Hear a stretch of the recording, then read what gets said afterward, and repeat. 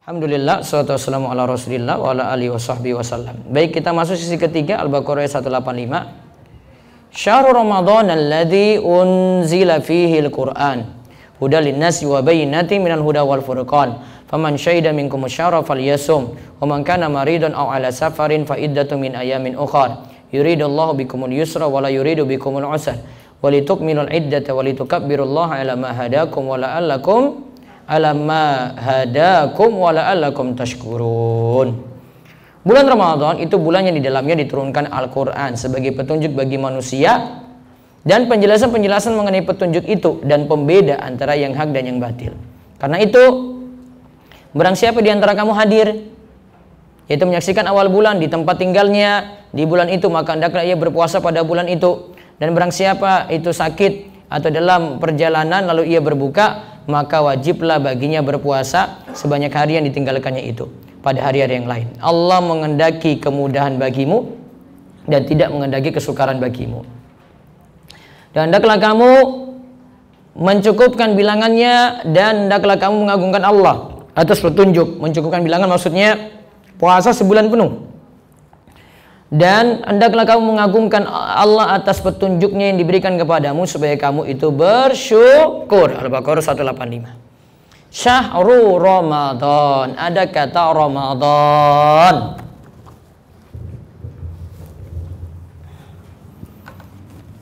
Ada kata apa, Bu? Ramadan. Nah, ini baru keluar kata Ramadan di ayat 185, bukan di ayat 183, Bu. 183 cuma kewajiban puasa secara umum.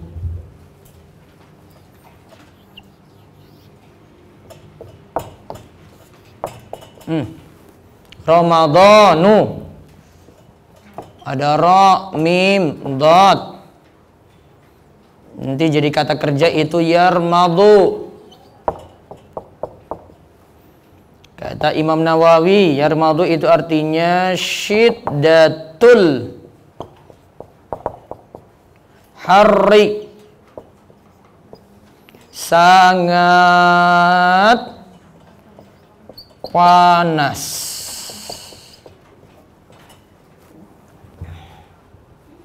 Tuh, secara turunan bahasa.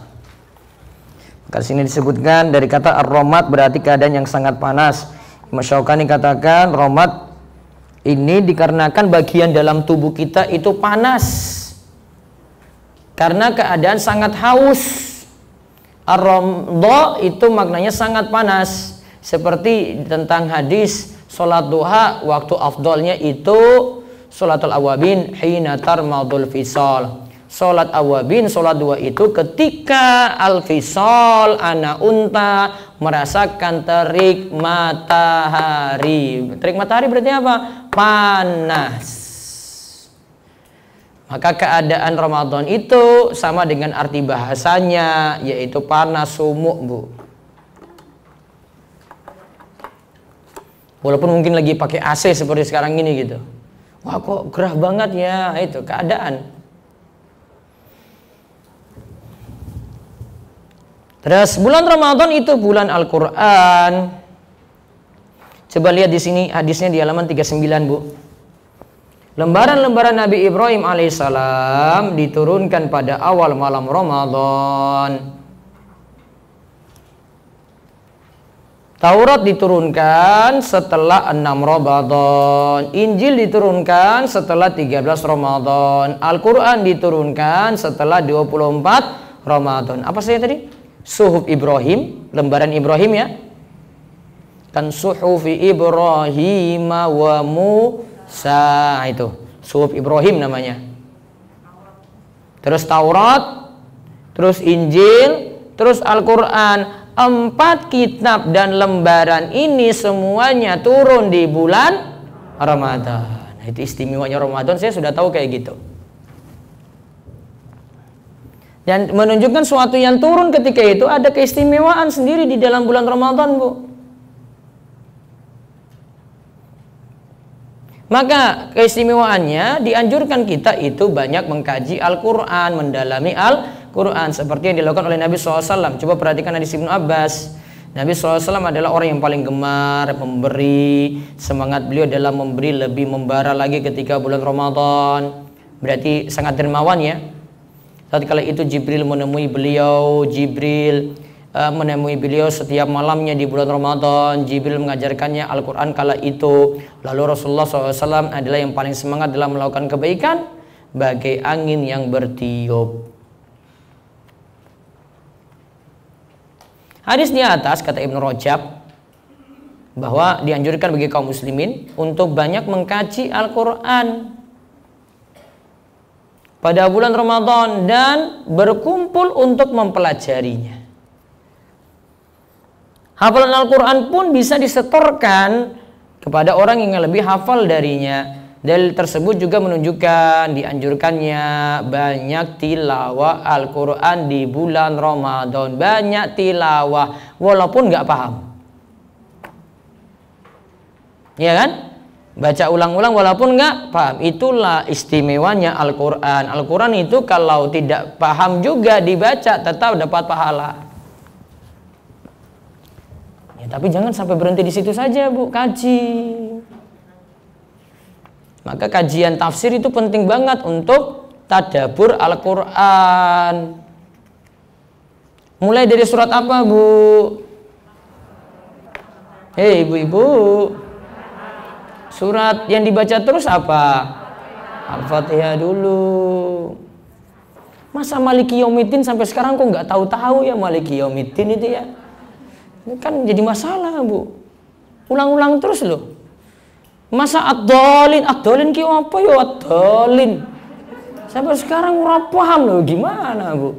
Bolak-balik ad-dhalin itu. Maktub alaihim apa, Bu? Enggak paham Ustaz, mau maktub alaihim. Yang penting saya lurus. Maktub alaihim ada bahasanya sendiri, ad-dhalin juga ada sendiri. Itu namanya butuh kaji tafsir. Ya, jadi dari yang pendek dulu Al-Fatihah, surat-surat pendek lagi Al-Ikhlas, Al-Falaq, An-Nas. 3 ini dulu ada deh. Paling favorit banget. Nggak mungkin ibu lepas dari 3 surat ini. Itu nggak mungkin itu. Mau baca surat yang panjang, wah sudahlah An-Nas setelah itu deh. Mau Amma Yatasa'alun, Al-Falaq lagi deh. Ya. Mau Wailul likulli humazatil lumazah, Al-Ikhlas lagi deh. Pasti dia lepas dari itu 3 itu. Nah, sekarang buktinya Al-Quran itu banyak dikaji. Coba lihat di halaman 40 bagian bawah. Di antara alasan bahwa bulan Ramadan adalah bulan Al-Quran, dibuktikan dengan bacaan ayat Al-Quran yang begitu banyak dibaca di sholat malam. Sholat malam tahu ya? Nah, tarawih masuk toh, berarti ya. Di bulan Ramadan dibandingkan bulan lainnya.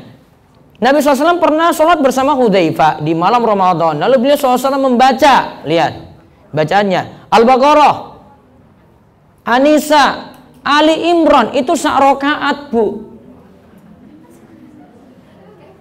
Karena Abu Hudzaifah dicerita, saya kira nanti Nabi SAW pas pertengahan Al-Baqarah sudah turun rukuk nih. Dilanjut dibablas sama Nabi, sampai Al-Baqarah selesai. Saya kira Al-Baqarah selesai nanti ruko. Enggak, Nabi lanjut langsung An-Nisa, lompat. Baru kemudian beliau Ali Imran. 3 surat panjang dalam Al-Quran 1 rakaat. Jika ada ayat yang berisi ancaman neraka, maka beliau berhenti dan meminta perlindungan pada Allah dari neraka. Itu namanya sholat malam, Bu. Kayak gini.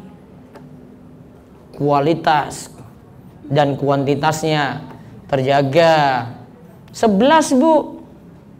Ini 11 aja ini. Hitung aja deh kira-kira 1 rakaat berapa menit. Taruhlah ya tarawihnya dari jam 3 sampai jam 3. Jam 9 malam sampai jam 3 malam. Berapa jam? 6. 11 dibagi 6 berapa? 6 dibagi 11 berapa? Berapa menit 1 rakaat? 30 menit. Setengah jam toh? Iya toh, Bu? Kuat, Bu? Kuat mboten? Wis nyerah. Nah, Saya cerita di sini ya, kenapa sampai muncul 23 rakaat. Gini, 11 tadi nggih. Nah, Umar di sini lihat. Umar pernah memerintahkan pada Ubay bin Ka'ab dan Tamim Ad-Dari untuk mengimami sholat tarawih. Dahulu imam sholat itu baca 1 rakaat 200 ayat. 1 rakaat, Bu. 200, bukan 2. 200 ayat. Al-Baqarah mau tuntas loh itu, Bu. Terus sampai-sampai ada jamaah yang pegang tongkat, dia berdiri sambil ini nunggu ini, wah, kapan rukuknya ini, pegang tongkat, Bu, karena saking lamanya itu. Itu baru zamannya Umar nih, belum lagi zamannya Nabi Muhammad loh. Terus sampai-sampai ada jamaah tadi sudah, terus dan sholat pun sama, selesainya menjelang subuh, menjelang fajar. Di masa tabi'in yang terjadi surat Al-Baqarah dibaca tuntas dalam 8 rakaat. Akhirnya lebih singkat lagi, berarti tidak sampai 1 rakaat 200 ayat berarti ya. Jika dibaca dalam 12 rakaat maka berarti sholatnya tersebut semakin diperingan. Nah, Umar ini ambil inisiatif ya, sholatnya 23 rakaat. Tujuannya biar 11 itu dibagi 2, berdirinya jadi lebih ringan. Tadi kan setengah jam loh kira-kira Ji. Nah, setengah jam biar jadi 15 menit lah. Yang penting selesainya sama, mendekati apa Bu tadi? Subuh. Berarti 11 rakaat itu boleh dilakukan di masa Kanjeng Nabi, 23 juga boleh. Nggak usah permasalahkan jumlah rakaat. Yang penting ada tumak nina. 11 rakaat ada tumak nina, 23 juga ada tumak nina. Tumak nina itu apa? Tidak cepat-cepat. Itu rukun sholat. Ingat, tumak nina itu masuk rukun sholat. Maka kalau jenengan ada imam 11 atau 23 semuanya itu tumak nina, ya ikuti Bu. Oh, saya pas di 11 Ustaz, ya ikuti 11. Ustaz, saya ini pas umroh bulan Ramadan ini, saya sudah 23 rakaat, ikuti 23 rakaat. Mumpung ya, seumur-umur kan nggak pernah sholat seperti itu, ikuti itu Bu. Ngantuk Ustaz, sebelum berangkat tarawih makanya siang-siang banyak-banyak tidur, nggak apa-apa. Ya, makanya orang Arab itu karena kalau pas Ramadan itu biasanya terjadi pada musim panas. Musim panas berarti kan siangnya panjang, malamnya kan singkat kan. Maka mereka selesai sholat tarawih itu sebentar lagi sahur. Karena sahurnya jam 3, tarawihnya selesai mau jam 12. Ngapain tidur? Lanjut aja sahur. Iya kan? Terus subuh, habis subuh tidur, nggak masalah. Yang penting malam ibadah sholat malam. Kalau ada alasan kayak gitu boleh Bu. Namun kalau Indonesia ya nggak kayak gini. Tarawihnya kita berapa Bu? Berapa menit selesainya? Berapa? Nah, setengah jam itu saya sudah ngopi di rumah itu Bu. Saya aja kalau imam aja saya pakai surat-surat pendek-pendek aja. Surat panjang nanti pada protes besok nggak berangkat lagi. Terus Al-Quran itu sebab hidayah. Ya. Tadi pendhidayah sebagai Al-Furqan, saya lompat dulu. Terus puasa itu menjadi wajib, hanya satu pilihan, ya kan? Jadi sudah saya terangkan, tidak lagi ada pilihan fidyah. Fidyah ini nanti untuk siapa? Yang tidak bisa puasa secara permanen. Terus di halaman 43 yang tadi bagi yang sakit dan bersafar. Ayatnya diulang lagi Bu. Tolong perhatikan perbedaan ayat 184 dan 185. Ayat itu berulang itu. Wa man kana maridon itu berulang di ayat 184 tadi ada.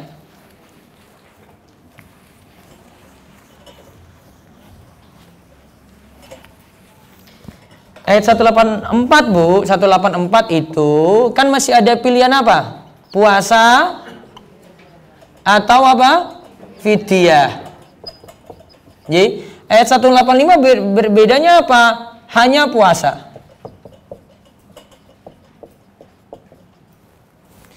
Ini kecuali, nah ini kecualinya di sini sakit, ya toh, musafir.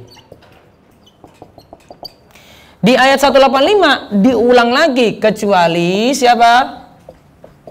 Sakit, musafir.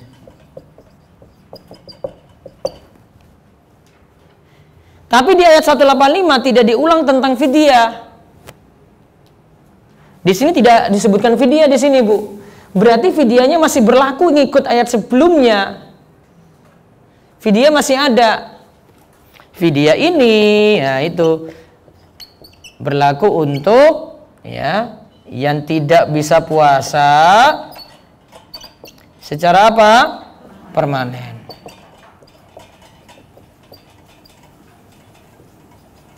Tidak ulang lagi di ayat sini. Dia masih pakai ayat sebelumnya. Ini ayat 184 loh. Tidak pada ayat 185.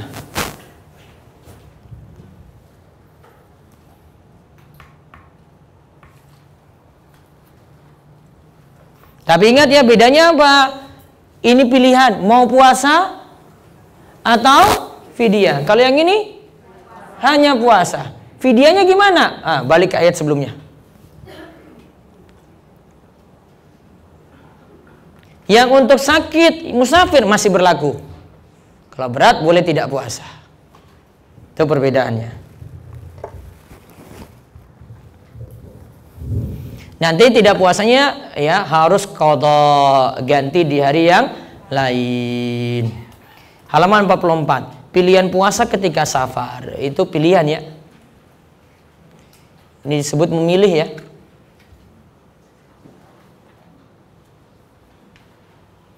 Namun manakah yang paling afdal saat safar, berpuasakah atau tidak? Tergantung kondisi. Ada kondisi pertama, jika berat untuk berpuasa atau sulit, maka lebih utama tidak berpuasa. Rasulullah SAW ketika bersafar itu melihat ada orang yang berdesak-desakan, lalu ada orang yang diberi naungan, jadi dikasih payung gitu. Orang ini yang puasa, dikasih payung Bu dia, ya kayak raja gitulah. Dia mau pergi kemana-mana dikasih payung biar nggak kena terik matahari. Rasulullah SAW melihat orang desak-desakan kayak gitu, lindungi orang ini. Orang-orang pun mengatakan, ini orang yang lagi puasa, kami lindungi dia. Maka Nabi SAW katakan, laisa minal birri as-shaumu fis safar. Bukanlah suatu yang baik jika seorang itu berpuasa ketika safar. Kalau safarnya sulit ya nggak usah puasa. Kondisi kedua, jika tidak memberatkan untuk berpuasa dan tidak menyulitkan untuk melakukan berbagai hal kebaikan, maka pada saat ini lebih utama untuk berpuasa. Kami pernah keluar bersama Nabi SAW di beberapa safarnya pada hari yang cukup terik, sehingga ketika itu orang-orang meletakkan tangannya di kepalanya karena cuaca yang begitu panas. Di antara kami tidak ada yang berpuasa, hanya Nabi SAW dan Ibnu Rawaha yang puasa. Nabi memilih puasa karena tidak merasa sulit walaupun safar. Jadi orang safar berarti masih boleh puasa, maka puasanya itu uzur yang membolehkan. Kondisi ketiga, yaitu jika berpuasa akan mendapatkan kesulitan yang berat, bahkan dapat mengantarkan pada kematian. Nah, ini baru haram untuk puasa. Intinya dari tiga hal tadi, Allah itu menginginkan kemudahan. Yuridullahu bikumul yusra wala yuridu bikumul usra. Halaman 47 ya. Allah mengendaki kemudahan bagimu dan tidak mengendaki kesukaran bagimu. Kita dapat keringanan ini loh Bu. Bagi yang sakit, bagi yang bersafar, ada juga yang sepuh, dapat keringanan nih. Kemudian dalam syariat Islam, nanti bisa dikodok puasanya. Kemudian halaman 48, disuruh menyempurnakan bulan Ramadan, puasanya sebulan penuh. Jangan di sini dimaksudkan puasa pada awal dan akhir saja, pembuka dan penutup. Enggak kayak gitu, namun disuruh apa? Walitukmilul iddata, sempurnakan bilangan. Puasalah sebulan penuh. Kalau sudah puasa sebulan penuh gimana?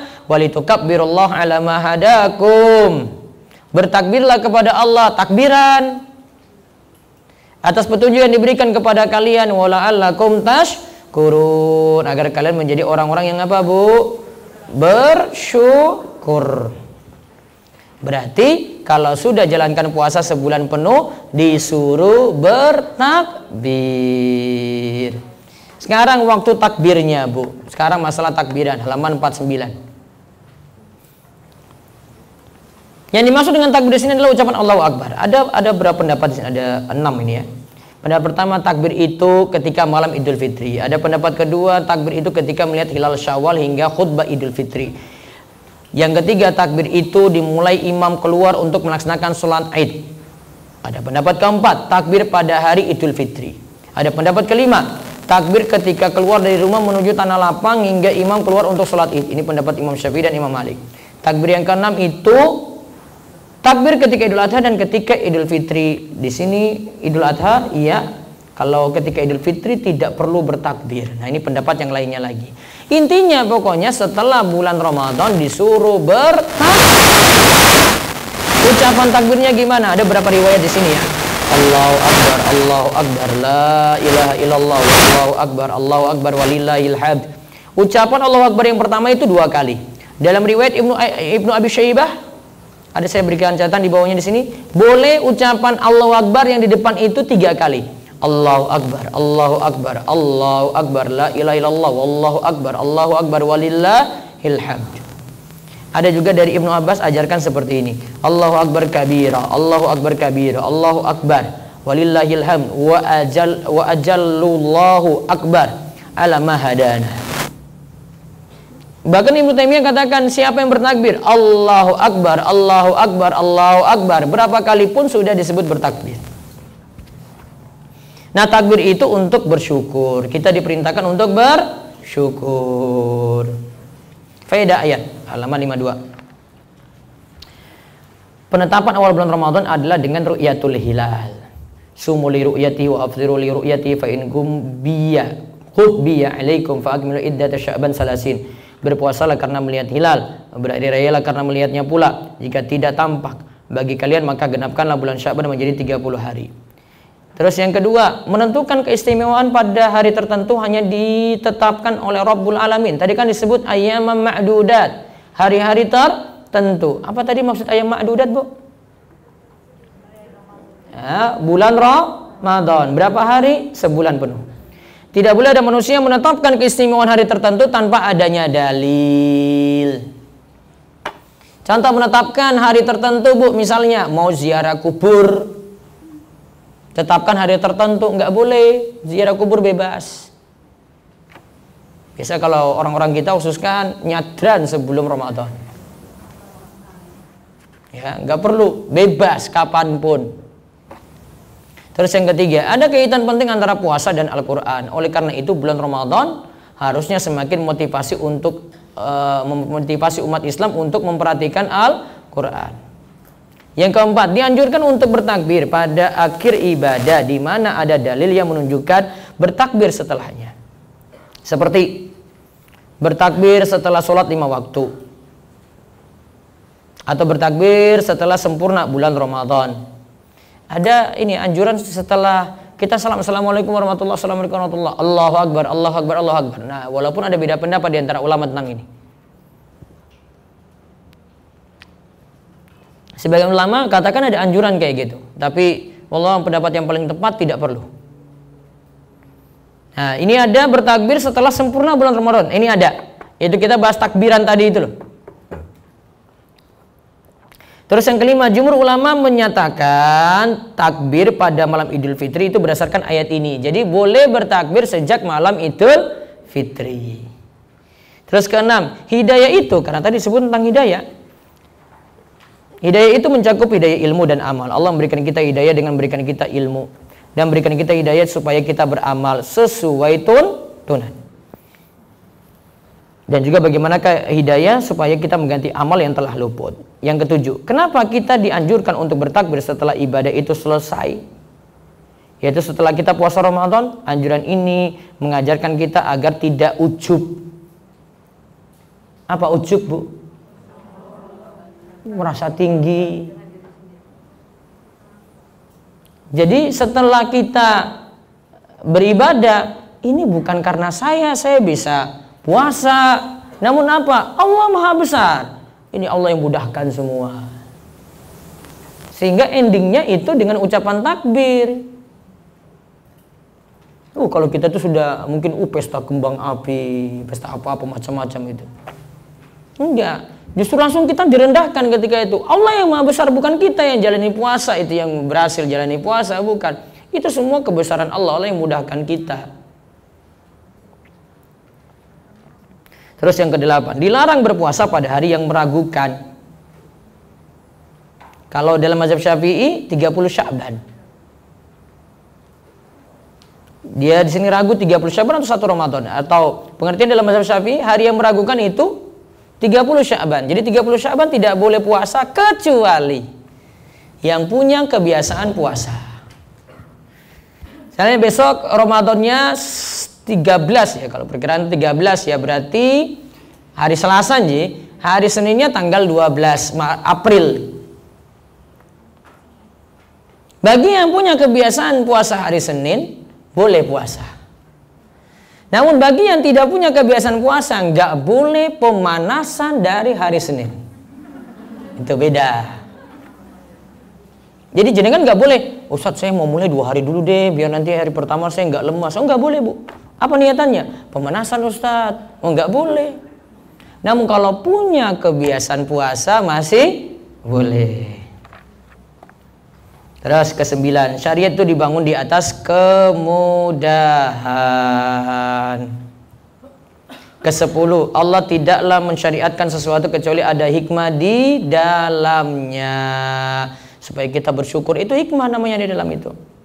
Terus ke-11, hendaklah setiap muslim perhatian dalam mengqadha puasa Ramadan dan berniat untuk segera menunaikan qadha, baiknya tidak ditunda ke Ramadan berikutnya. Dalam ayat Allah merintahkan untuk segera menyempurnakan iddah, berarti yang belum bayar utang puasa Ramadan segera bayar lebih cepat. Jangan tunda-tunda lagi seperti dulu, Bu. Dulu di masa belum apa istilahnya, masa apa bu? Jahiliyah ya. Ya, jangan pakai masa-masa dulu lagi bu. Terus yang ke-12, kemampuan untuk dapat menyempurnakan ibadah itu suatu nikmat. Nikmat ini disyukuri. Terus yang ke-13, memulai bertakbir pada Idul Fitri dimulai dengan berakhirnya bulan Ramadan dengan ditandai tenggelamnya matahari dan mulainya malam Id. Itu sudah mulai kita bertakbir. Wallahu a'lam. Tersisa 2 sesi lagi.